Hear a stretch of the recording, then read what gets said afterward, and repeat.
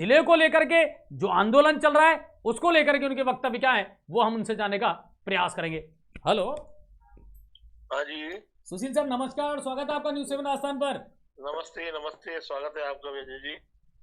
सुशील sir, क्या कुछ चल रहा है? लोगों के दिमाग में टेंशन चल रही है, लोग समझ नहीं पा रहे कि क्या कुछ चल रही है भजनलाल सरकार में। समीक्षाओं के नाम पर कहीं ऐसा तो नहीं कि कुठाराघात हो जाए? नहीं नहीं, मैंने आपको पहले भी विश्वास दिलाया था, मैं आज भी आपको विश्वास दिलाता हूँ और हम पूरी तरह अपने बात पर अडिग हैं। ना सरकार का ऐसा मंतव्य है, ना हमारा ऐसा मंतव्य है।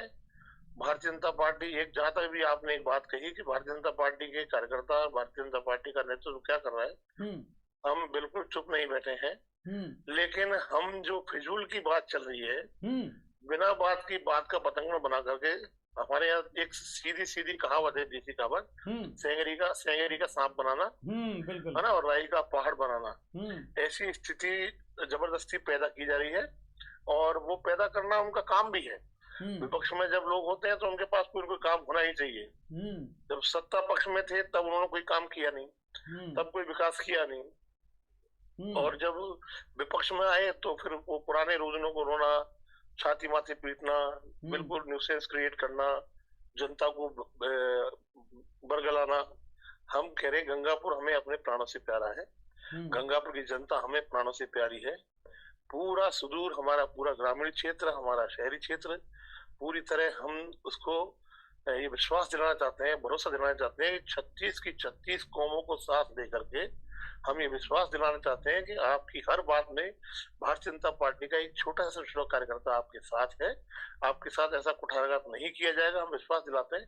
मेरी पहले भी कल सुबह एक हल्की सी बात आदरणीय मुख्यमंत्री जी से हुई थी, ज्यादा विस्तार से बात नहीं हो पाई थी, और निश्चित रूप से हमने आज गंगापुर में भी हमारे मंडल के सभी कार्यकर्ताओं ने, मंडल अध्यक्ष जी ने सभी प्रमुख कार्यकर्ताओं को बुलाकर एक बैठक भी की है। इसकी शुरुआत भी हमने कर दी है और कल हम अपने सामाजिक संगठनों से, अपने आप जैसे प्रबुद्ध नागरिकों से सबसे मिलकर बात करेंगे और उनको भरोसा दिलाएंगे, उनको साथ लेंगे और निश्चित रूप से आदरणीय मुख्यमंत्री जी समय लेकर इस चीज का बिल्कुल जो भ्रम पैदा किया है, इस भ्रम को दूर करने का काम करेंगे, आप निश्चित मान के चलिए। लेकिन सुशील सर देखिए, शंका वहां पैदा होती है, आप खुद जिनके मुरीद थे, आपको खुद को इस बात का पता था कि हाँ हमारे यहाँ एसपी इतना बढ़िया काम कर रहे थे, ऐसे अधिकारी बहुत कम मिल पाते हैं, और अपराधों पर अंकुश लग गया था, शांति बहाल हो गई थी।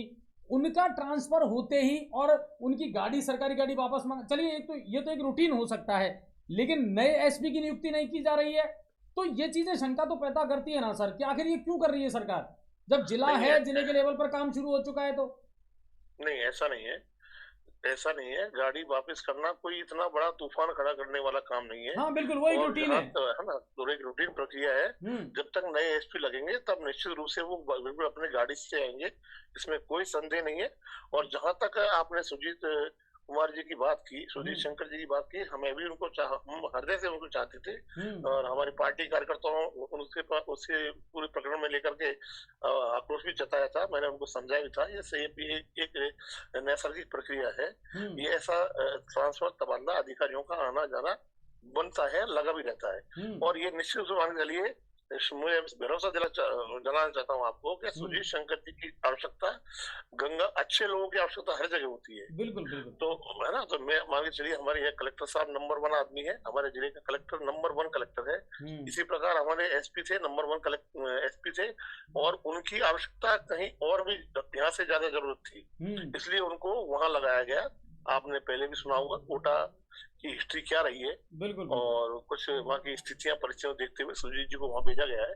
आप ये पक्का मान के चलिए, जल्दी ही हमारे यहाँ नए एसपी साहब भी आएंगे, और मैं ये मानता हूँ कि आईपीएस अधिकारी यूं ही नहीं बन जाता है। आईपीएस अधिकारी बहुत मेहनत करके बनता है, पूरा जीवन खपाना पड़ता है, उनको खुद को खपाना पड़ता है, अपने परिवार को खपाना पड़ता है, तब जा करके आईएएस और आईपीएस तैयार होता है। अच्छा, एक चीज और मैं जानना चाहूंगा सुशील सर, देखिए आजकल एक थॉट ऑफ परसेप्शन बन गया और एक फीडबैक हमेशा से आता है कि साहब इस समय भजनलाल सरकार में ये चल रहा है कि भजनलाल जी की मंत्री नहीं मान रहे, मंत्रियों की अधिकारी नहीं मान रहे, अधिकारियों की कर्मचारी नहीं मान रहे, धरातल पर काम जो होना चाहिए, जो नजर आना चाहिए, वो काम नजर क्यों नहीं आ पा रहा है सर? इम्पैक्ट भी तो नजर आना चाहिए। बहुत सारे जो चीजें फैली हुई हैं वो आज भी वैसी की वैसी फैली हुई हैं, इम्पैक्टफुल चीजें तो नजर आए कुछ। नहीं, मेरी बात सुनिए। मैंने आपने पहली बार जो भी इससे पहले आपने मुझे लाइव दिया तब भी आपने मुझे क्वेश्चन किए थे और मैंने इनका जवाब आपको दिया भी था। मैं आपको बताना चाहता हूँ कि सारे काम बदस्तूर हो रहे हैं और आपने देखा होगा कभी 33,000 नियुक्तियां भी सरकार ने दी है और आज ही कमिटमेंट किया मंत्रिमंडल की बैठक में कि इस साल में इसी सत्र में हम अभी और बाकी बची हुई जो कितनी नौकरियां 67,000 के लगभग। हाँ बिल्कुल, 60,000 4th क्लास में है और 1 लाख साल दे दी जाएगी इनको देंगे।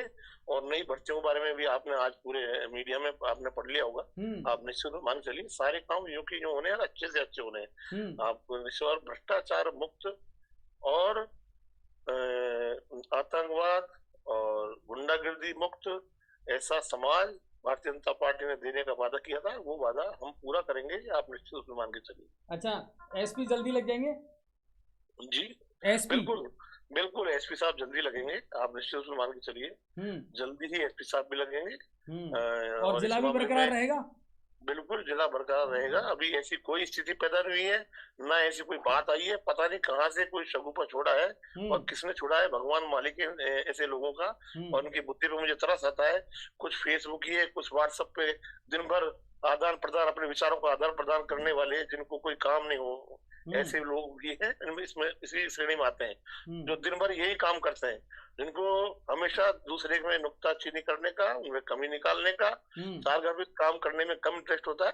और ऐसी बातें जो उल जलूल बातें, जनमानस को खराब करने वाली, जनमानस को बिगाड़ने वाली, लोगों को भ्रमित करने वाली बातों का आदान प्रदान करने का काम है। मेरी उनसे भी प्रार्थना है, मेरी उनसे भी प्रार्थना है कि हमेशा पॉजिटिव रहें।